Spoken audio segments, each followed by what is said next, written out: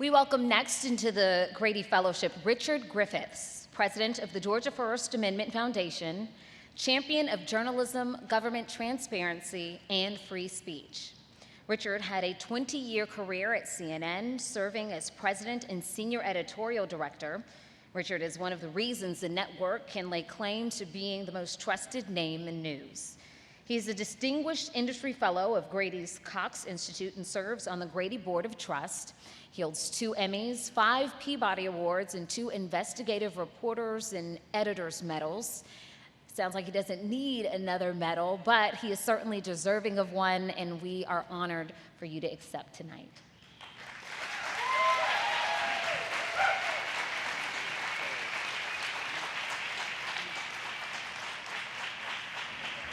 Well, those were some very, very kind words.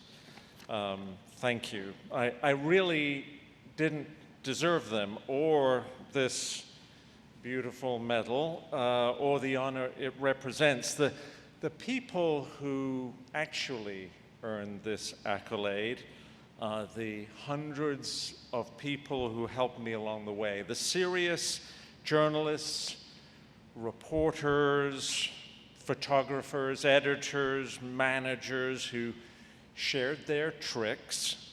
Some of those folks at that table down there who showed me a thing or two, who kicked my backside and shaped me into something that approximates a useful journalist. I want to thank my ever-patient Debbie, without whom I would have had no sanity, no terrific, smart children, no fabulous young in-law spouses, no imminent grandchild, nor, I might add, a balanced checkbook. You know, having a 43-year career in journalism, plus the opportunities along the way to share my mistakes with unsuspecting journalism students, has been an absolute dream come true. Unimaginable was the opportunity to have a second, largely volunteer, I might add, career as an advocate for free speech, open and transparent government, and accountability journalism, both here in Georgia at the Georgia First Amendment Foundation and in Eastern Europe. You know, I don't have to remind you of the growing hostility towards serious journalism in this country.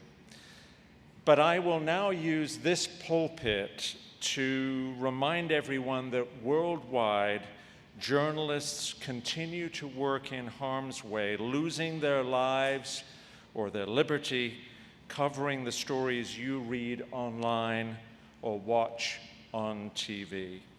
Just this last Wednesday night, the family and friends of 29-year-old Lyra McKee gathered in Belfast to mourn the loss of a brilliant reporter. You've read her writing in Atlantic. She was shot dead in Londonderry last weekend by the so-called new IRA, a hint of what likely awaits a post-Brexit Northern Ireland. We're still waiting for Washington Post, CBS News, and McClatchy reporter Austin Tice to come home. He's believed in captivity somewhere in Syria. He disappeared in 2012 after being stopped at a Syrian checkpoint. A year ago, the FBI offered $1 million for information that might lead to his safe return. Crickets. And then there's brave journalist Maria Ressa, my former CNN colleague and the publisher of the website Rappler. Her accountability journalism about the Philippines government has resulted in her being arrested 11 times. The government hasn't been able to prove her reporting wrong, so they passed a new law that retroactively prohibits foreign investment in publications in the Philippines.